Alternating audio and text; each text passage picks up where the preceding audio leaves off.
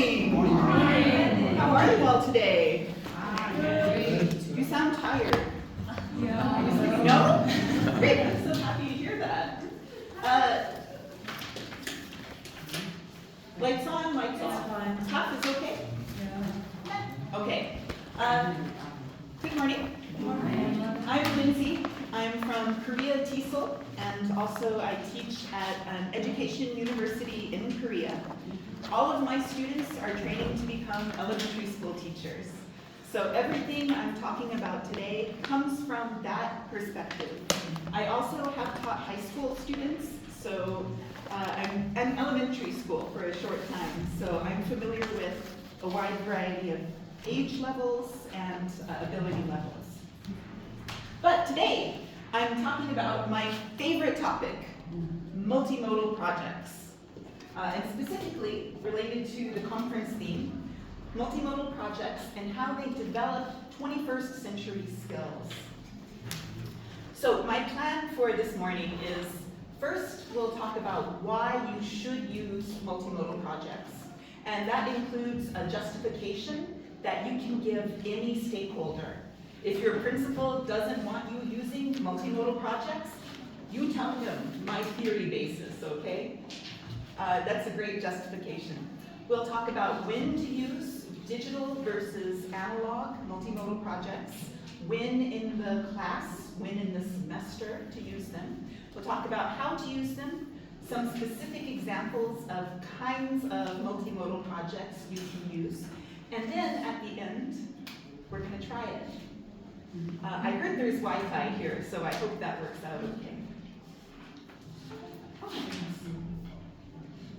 So first, I think we need to discuss what exactly is a multimodal project. So you might have heard of modes before. In fact, I'm curious, how many people feel very, very aware of multimodal projects? A little bit aware? A little bit? Okay. Good. So this is all review, I hope. Oh my goodness. Sorry, I'm used to Macs.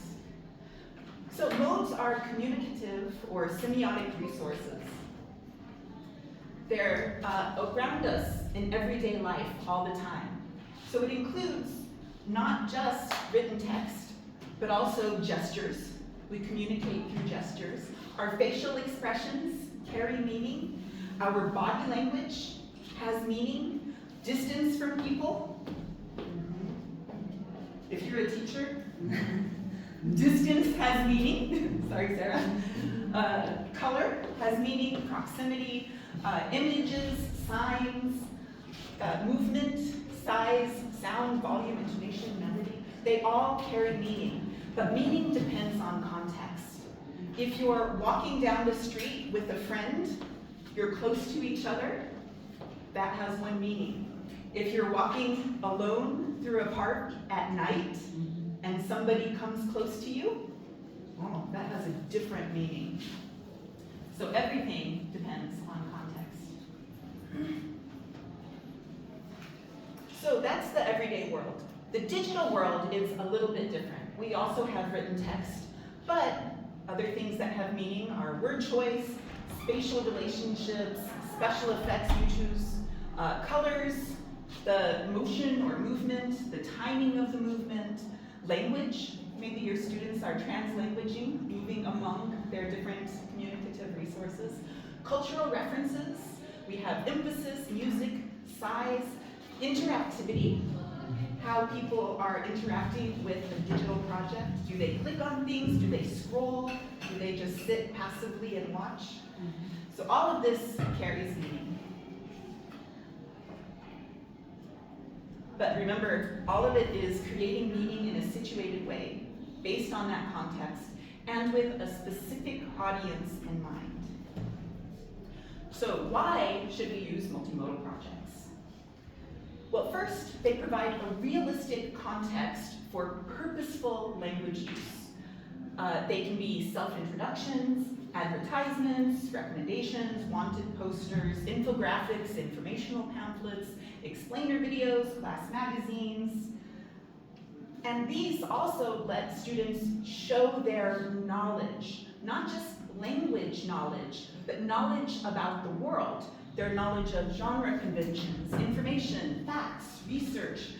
You can teach students about citations and plagiarism. You can build on students' personal knowledge, their funds of knowledge, the people in their lives at home. You can build students' critical literacy skills, and then give them a way to show that they've mastered this and put it to purposeful, good use.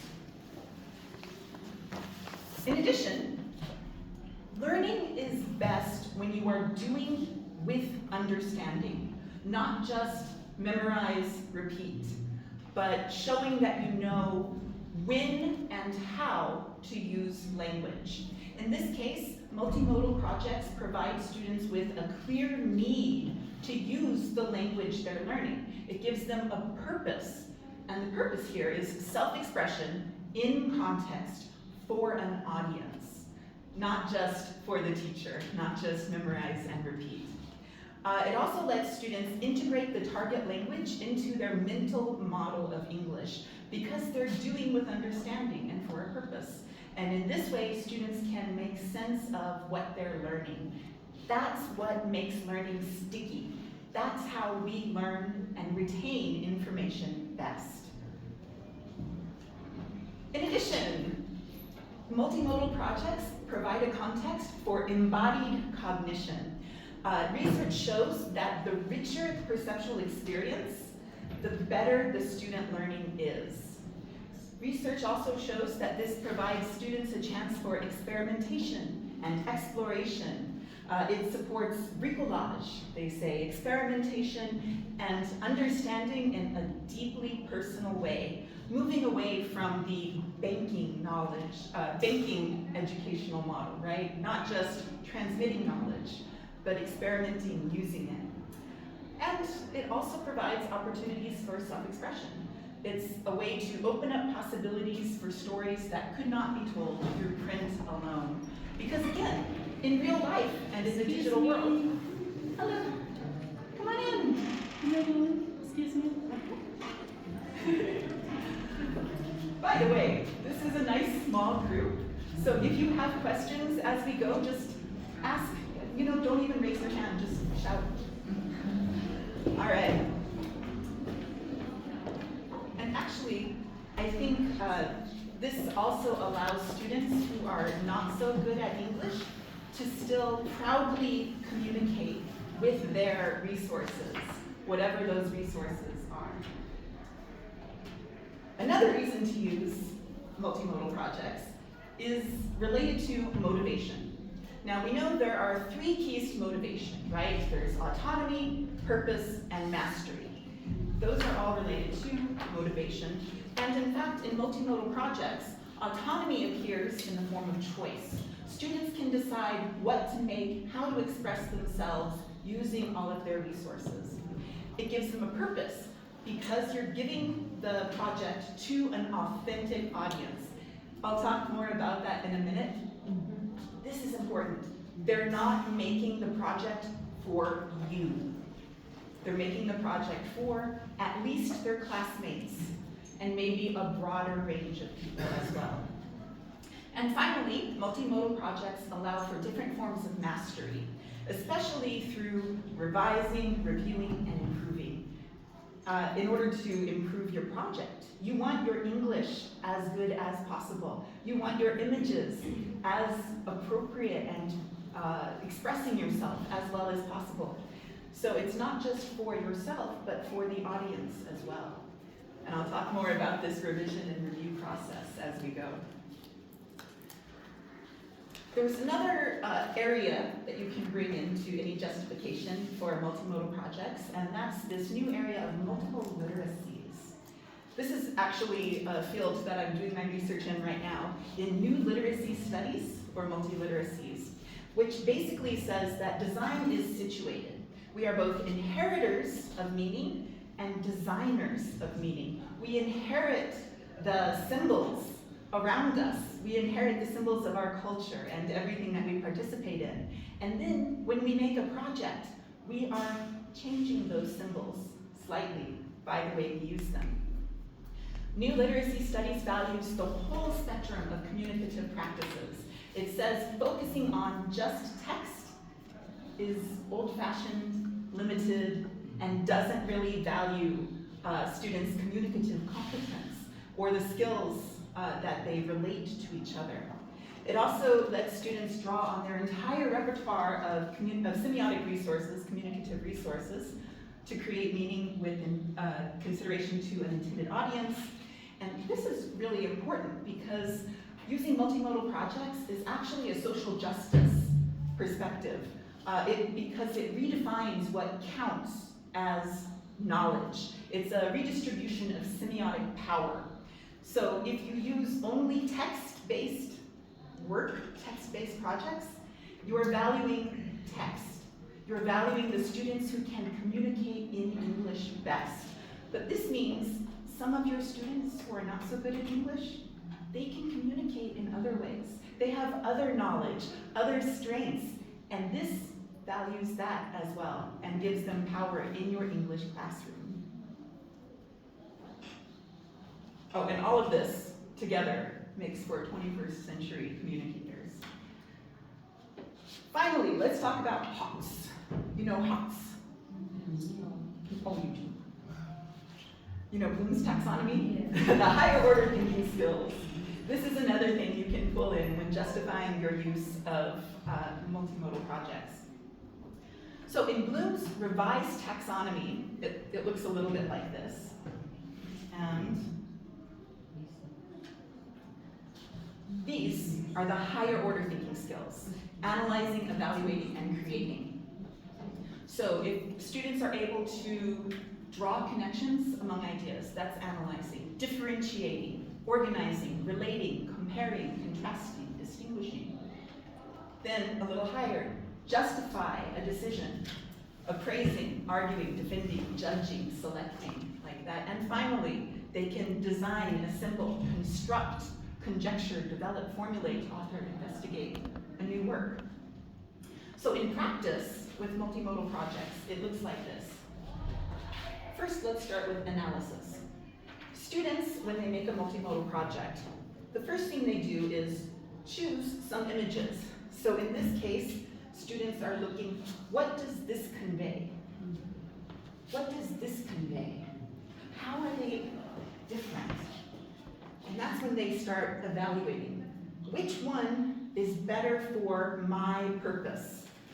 Well, and they critique and judge, and then choose, and then experiment and critique, and experiment and critique, and experiment and critique, and design.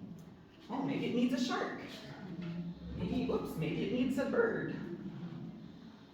And this is the same process in peer feedback, which is why students should definitely do peer feedback. Because the students, their peers, when evaluating their projects, are judging and critiquing and creating as well through that process. So how about adding a stamp? Maybe you can add a heart. Those suggestions are part of these higher order thinking skills. They're all evaluation and creation. And it also applies to language use, because students are analyzing the English or the language used and evaluating it. Is it accurate? Does it best express the author's intention? So through the peer feedback process too, we get those higher order thinking skills. So let's talk about the digital world specifically. Digital multimodal projects allow us to completely reconceptualize time and space, reconceptualize what learning is. So it moves from the traditional classroom to a limitless classroom of possibilities. Specifically, digital projects allow for asynchronous creation, asynchronous interaction. It gives new opportunities to privilege, value, and incorporate students' home life, their funds of knowledge, because students can make the projects at home, take photos and videos of their home interests. It allows new opportunities for movement and interaction in space. Students are moving around, taking photos, interacting with each other in real life and online, making new assemblages, new connections between their resources. They provide a World Wide Web's worth of resources, perspectives, and ideas, which is really important when we want students to become critical thinkers. You have to be exposed to many different ideas, many different perspectives, in order to grow and learn and maybe critique your own understandings, to begin to learn the limitations in your own perspective. And of course, it requires perspective taking because you're addressing new audiences. So does it have to be digital? Well, no. Let's talk about digital perks. Digital perks, besides the one we mentioned, basically, digital projects allow for learning anytime, anywhere. It involves learning and sharing outside the classroom, makes it possible. It eliminates manual dexterity as the middleman. I like this one. I can't draw. I am the worst artist ever. My students laugh at me. But when it turns digital, whoa, I don't need to be able to draw. So my artistic side is much better expressed through what I can find online. And it also allows some black box scaffolding so that students don't have to focus on how to create the project, they can focus on expressing themselves. They don't know the coding or anything involved behind the scenes. They can just focus on their higher level goals. Thank you. A few analog perks though, once we move from the digital world to the physical classroom. It's quick, it's easy, it's familiar. Students know it, you know it. It's equitable. Students have equal access to the tools because you're giving out the paper, you're giving out the markers, scissors. Digital tools, obviously not everybody has a smartphone, not everybody has a computer, so it's a bit less equitable. And it's reliable. One of the most frustrating things about technology is it's not always reliable. It fails when you need it. Or the tool you were planning to use suddenly has a pay gate. It's no longer free suddenly, or it just disappears. Some of my favorite tools have just vanished, and I didn't check them before class. Oops, that was a problem. But analog tools, they don't just disappear. Now, whether or not you should use technology is a really good question. I really like the pick-rack model.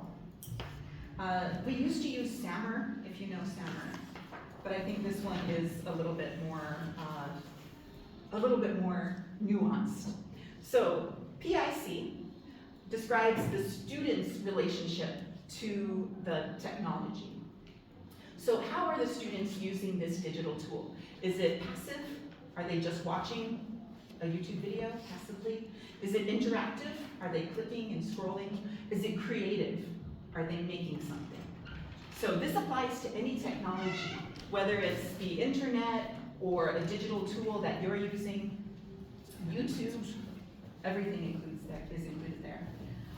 Now, RAT describes the teacher's use of technology. And the question here is, how does the technology relate to traditional practice? Does it simply replace technology or replace analog versions? For example, a word processor replaces a typewriter. It does the same basic function. Amplifies means it's a little bit better. For example, a word processor with spell check, with a grammar check, is a little bit better than a typewriter. A little bit better. It amplifies it. Or does it transform technology? Or does it transform traditional practice? This allows new ways of teaching that are unavailable with analog tools. So for example, Zoom totally transforms the way we teach, and it connects people the world over. Social media completely transforms the way we interact with people, the way we access information. So think about these things as well when you decide whether or not to use technology. And it winds up looking something like this, the pick-rack model. So if it just replaces traditional practice and students have a passive relationship to the technology, maybe it's not worth using technology, right? But this area is where it gets interesting, right? If students are interacting with the technology, if it amplifies traditional practice, if it transforms traditional practice, it might be worth using technology in that case. Especially this corner here. When students are creating multimodal projects, when they're sharing and communicating online, that completely transforms traditional practice and is a creative use of technology. So in this case, sometimes digital tools are worth using. Just think about what the students are doing with the digital tool and how it is affecting your own personal practice. You all okay so far? Yeah? No? Dying? Are you dying? No. Dying? Don't die. All right, so when can we use multimodal projects? Multimodal projects are great in a lot of different situations. First, you can use them to introduce new language. In this case, I sort of task-based learning, where the target language emerges from the language students need or use during the project. So basically, you would give the students a project assignment, and then you listen as they work on it together, and then you notice, oh, they need to know how to say this. Oh, I hear mistaken grammar. Let's correct it. Oh, there's a need for this vocabulary word. So in this situation, students start working, and then the teacher says, okay, you might need these expressions. And then students continue working with those better expressions. And check out, I recommend a framework for task-based learning by Jane Willis. Jane Willis has written a lot about this particular style of doing projects. You can also use multimodal projects to practice specific target language, either as an individual unit or as a finale project where they have to integrate everything that they've learned. In my class, for example, we have a lot of individual projects. We have, for example, a wanted poster. I'll show you later. We have where they are supposed to practice has been ing. He has been stealing crisps from the convenience store. He has been kissing girls and running away, like that. So they practice that specific target language, and I can check it as they work on it. We also have a finale project where I've designed my curriculum so that students are practicing specific grammar they need for an advertisement. So ed, ing words, bored, boring, interested, interesting, superlatives, most, least, est kind of things. Have you ever, you must, recommendations, you should, you have to. And then in the finale project, they take all of that grammar they've been practicing, and have you ever wondered about the world of London in the 18th century? If so, you have to watch this TV show. It's the most interesting show I've ever seen like that. So they actually have stuff they must include in their finale project. And then of course there's the possibility of no specific target language. Students just use the English they already know, and the teacher can do cold error correction. So at the end of an hour, at the end of a period, at the end of the class, the teacher says, okay, I noticed some common mistakes. Here they are. Are these right or wrong? If it's wrong, let's fix it. And I do this for personal ads and for class magazines usually. So there's many different ways to slip them into your class.